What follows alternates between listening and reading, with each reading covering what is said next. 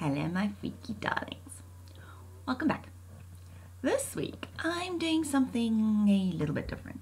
Just a little bit.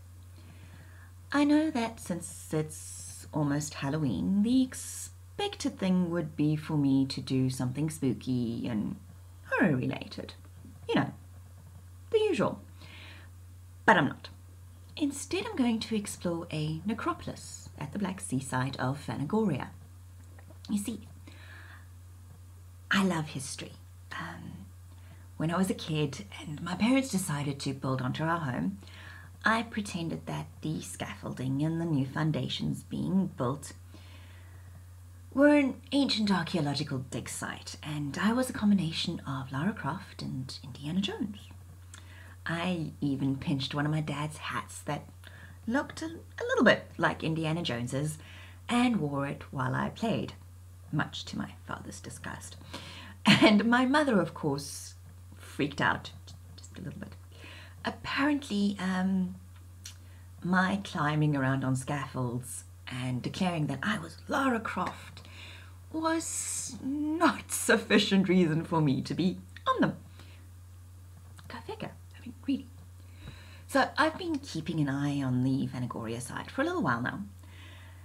There are sadly not that many dig sites being discovered and explored anymore, which is why this one grabbed my attention. And the guy funding this particular dig is also kind of fucking fascinating. But that particular investigation is probably not within my mandate, and yeah, well, probably not right for this channel anyway. So, Phanagoria was the largest ancient Greek city on the Taman Peninsula on the Black Sea in what is now Russia. It was founded around 543 BC by a tribe fleeing the Persian king Cyrus the Great. The city was named after one of the colonists called Phanagoras. It thrived and became a well-known port of trade. Long story short, shit happened to the city. It looks like it got invaded around the 10th century by the Rus, and in the late Middle Ages the town of Matrega was built on its ruins. But after the 15th century there haven't really been any permanent settlements there. Excavations and archaeological digs have been going on there since the 18th century. In 1822, soldiers dug into a large burrow and discovered gold and silver objects. Many of them were apparently unique, and the fuckers divided them up between themselves. Now, I don't know what happened to those particular objects. I hope they found themselves. I hope they found their way into a museum. So if you know what happened to them, could you please let me know? You know, inquiring minds would like to know these sorts of things. Anyway, in 2009, the Palace of Mithridates VI was discovered, and in 2021, archaeologists discovered coins in the broken neck of an amphora. They are thought to have been minted in the late 3rd or early 4th century and circulated through to the 6th century.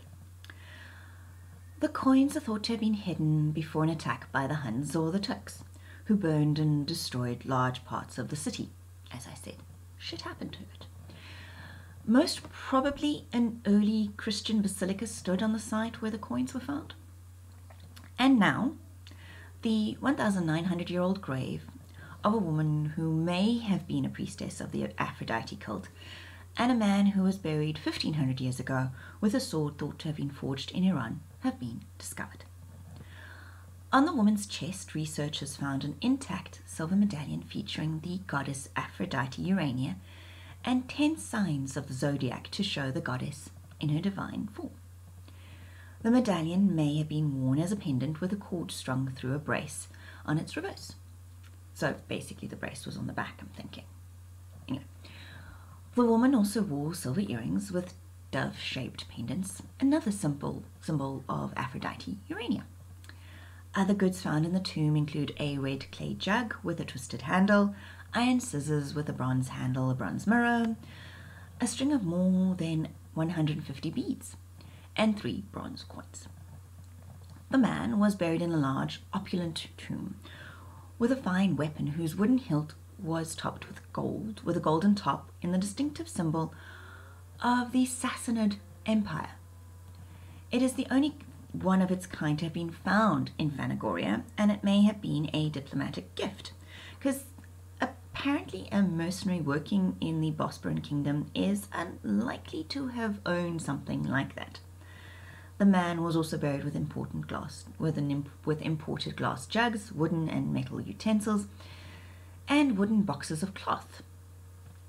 I'm thinking the guy might have also done a lot of traveling and traded in other kingdoms and brought those sorts of things back with him. Yeah, just a thought. Now, when I read about these sorts of discoveries, I wonder about the lives those people lived. What did their city really look like? And what will archaeologists of the future find when they excavate the city I'm living in? Will they find my home and my possessions, and what will they think about what they're excavating? Will they judge the people of our times harshly for all the fucking plastic lying around? Yeah. What do you think future archaeologists will find? What do you think they're gonna think of us? Anyway, that's it for this week. If you've enjoyed this video, please hit the like button and share it with people who are also fascinated by weird shit and history and ancient civilizations. Thanks for watching. Until next time, stay safe, stay healthy, and go explore, discover your inner Indiana Jones, and let me know what you find out. You know, even if it's just in your backyard. Anyway, bye.